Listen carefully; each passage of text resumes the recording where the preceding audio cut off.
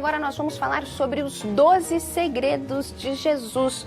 Uma publicação que foi lançada há pouco mais de um mês e já está entre as 10 mais vendidas. São 160 páginas que estão atraindo a atenção de muitas pessoas que buscam por renovação da fé, por se certificar, ficar mais perto de Jesus. E quem estará aqui e vai conversar com a gente sobre este livro e contar pra gente quais são os 12 segredos que estão nestas páginas é o Jamil Albuquerque, ele que é economista e escritor. Tudo bem, Jamil? Boa noite. Boa noite, Monielle. É um prazer estar aqui com você e com o teu público, que é um público enorme no país inteiro, e em especial neste programa, que é um dos programas de maior tradição na televisão brasileira. Aliás, a palavra tradição quer dizer uma ação que deve ser passada de geração em geração. Ou seja, o programa Tribuna Independente já vem atravessando as gerações. Exatamente. Por isso, a honra de estar aqui com você. A honra é nossa, é um prazer ter você aqui para falar sobre este tema. Depois nós vamos falar um pouquinho também sobre outros trabalhos que você desenvolve. Mas vamos lá, falar do livro que está aqui, Os 12 Segredos de Jesus. Chaves secretas para uma maior compreensão da vida. Tem aqui dentro? Estou curiosíssima. Monielle, eu estudo a vida de Jesus e estudo a liderança há mais de 30 anos. Aliás, a vida de Jesus eu estudo desde quando nasci, porque eu sou um pesquisador, sou um cristão convicto, estudei teologia e aí é claro que estudo a vida de Jesus. A questão da liderança surgiu na minha vida logo depois dos 20 anos, quando eu fui para o magistério, acabei dando aula em universidades e isso me levou para a questão liderança, a economia. E ao estudar a liderança de Jesus, ele tem uma metodologia extraordinária. É o maior educador do universo. E ele tem formas dentro do seu relato, da sua narrativa, formas muito específicas de entregar os seus conhecimentos. Uma maneira com que ele entregava para as pessoas comuns, outra para um grupo mais seleto e outros para um grupo muito seleto. Porque ele precisava que aquele conhecimento permanecesse ao longo do tempo, não se perdesse. E não se tinha registro, não se tinha hierarquia, não se tinha estrutura. Então, ele tinha que entregar de forma muito organizada. A palavra segredo vem de sagrado. Tem a mesma raiz, secreto, segredo, sagrado. Sagrado quer dizer aquilo que conduz à eternidade. E o segredo é aquilo que você entrega com muita reverência. No dia a dia da nossa vida, nós não entregamos um segredo de qualquer maneira para qualquer um. Porque as pessoas precisam ter tamanho, resistência e capacidade de guardar sigilo e guardar segredo. Então, ele tinha essa habilidade de falar por comparações, por analogia, por parábolas, para as grandes multidões. Mas ele tinha uma maneira muito seleta de entregar para os seus discípulos, e a palavra discípulo quer dizer aquele que aprende e segue. Ali ele tinha uma maneira diferente. E tinha uma maneira muito seleta dentro dos próprios 12 para entregar para o time dele, que eram os grandes zelotes, os grandes zeladores, os grandes guardiões daquele conhecimento inicial, porque o conhecimento dele e a maneira dele era muito revolucionária.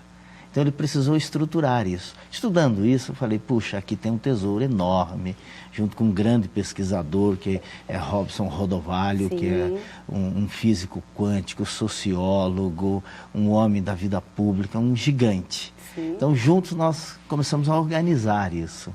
E 12 é muito simbólico, né? A palavra 12 quer dizer a mente que governa com sabedoria. Por isso 12 meses, por isso 12 apóstolos, por isso os 12 candelabros do templo.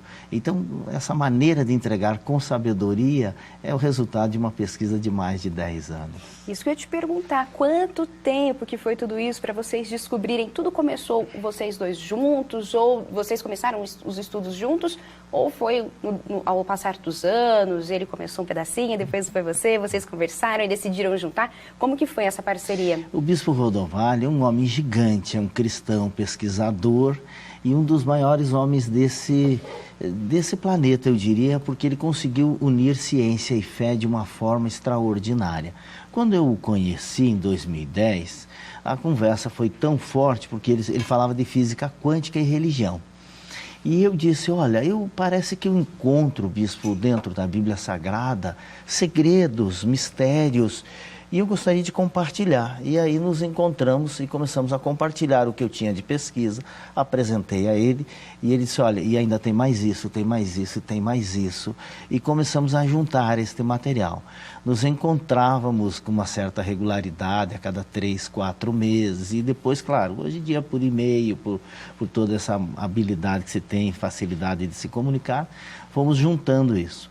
Quando nós montamos, a gente apresentou, Monielle, de uma forma muito complexa, porque a tendência do cientista e do pesquisador é ele começar a pesquisar tanto que ele fica com uma linguagem excessivamente erudita. Então eu apresentei para ele, estava muito erudito, ele apresentava para mim, também estava. E aí nós começamos a conversar junto com outras pessoas, trouxemos um conselho e disse, escuta, isso aqui tem que ser transformado numa linguagem de mais fácil compreensão, mais acessível. Então é um livro que levou 5 anos para ser organizados, vamos assim dizer, mas a pesquisa é resultado aí de mais de 10 anos. Quer dizer, uma pesquisa de 10 anos, 5 anos para fazer a organização, mas estou vendo aqui, segundo segredo, a gente vai abrindo, revendo o terceiro segredo. É claro que tudo isso dá muita curiosidade. O que vai despertar nas pessoas? A essência de Jesus, porque quando vai se falar de Jesus, a primeira pergunta é qual Jesus nós vamos falar? Nós vamos falar do poeta das águas, nós vamos falar do Jesus das criancinhas, nós vamos falar do revolucionário, nós vamos falar do acolhedor, nós vamos falar do psicoterapeuta das multidões, ou vamos falar do líder Jesus? Como liderar é decidir e é escolher, e essa é a minha tese central de pesquisa, nós decidimos escolher falar de Jesus líder. E todo líder é transformador. Então, quando nós olhamos a história da humanidade, um homem que com 12 executivos ficou tão grande, tão grande, tão grande, que não coube na história, porque a história teve que se dividir para contar a história de Jesus, antes de Cristo e depois de Cristo. Tamanha foi a chegada desse líder no planeta. A parte disso, que todo o calendário ocidental e mundial, porque depois o Ocidente ficou tão grande que dominou o planeta, é baseado na vida dele. Os principais feriados, o Natal, a Páscoa, os principais feriados religiosos do planeta é baseado na vida dele. Ou seja, a vida humana é organizada segundo a vida dele. Se todas as outras agendas se ajustam à agenda de um líder, significa que esse líder é o maior líder. Com certeza. Então, como é que nós vamos ver esse ato transformativo deste homem? Essa habilidade de transformar, porque liderar é transformar. Todo exercício da liderança é um ato no presente que influencia o futuro.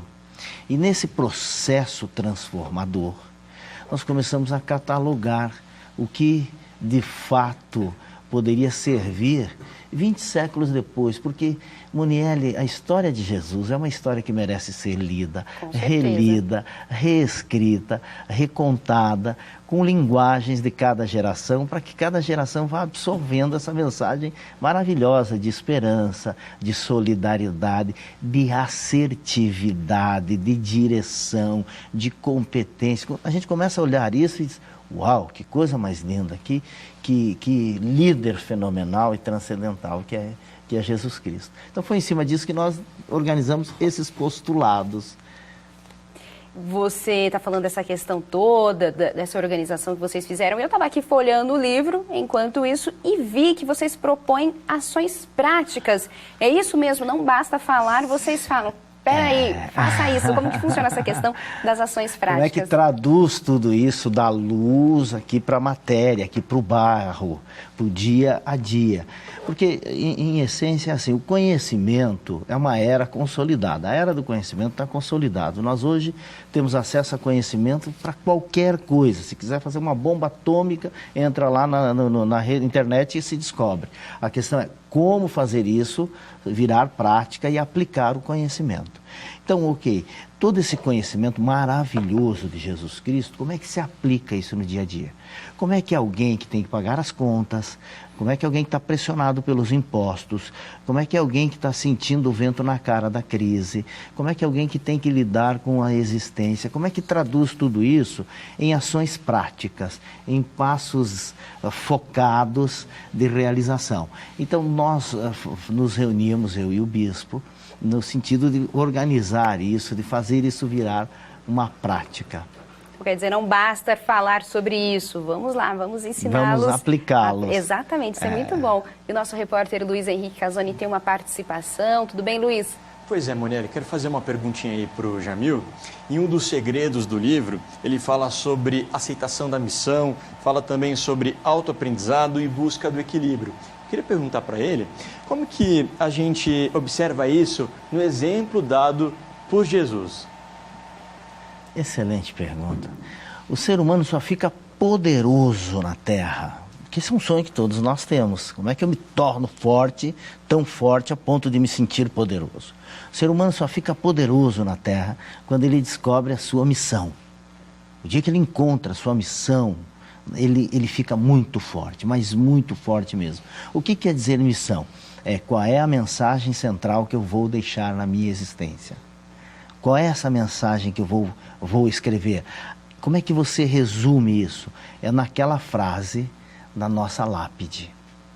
A frase que vai na nossa lápide, lá no nosso túmulo, essa é a frase que define toda a nossa caminhada na Terra. Se eu conseguir encontrar essa frase ao longo da caminhada, essa missão, nós ficamos muito fortalecidos. Jesus tinha uma missão. Qual era a sua missão? Era resgatar a humanidade e dizer que a vida não era só aqui na Terra, que havia uma transcendência, que havia um local muito bom, mas para se chegar lá, nesse paraíso, precisava ter alguns procedimentos éticos e havia um só caminho. Então a sua missão era de condução da humanidade para a eternidade, para morar no paraíso.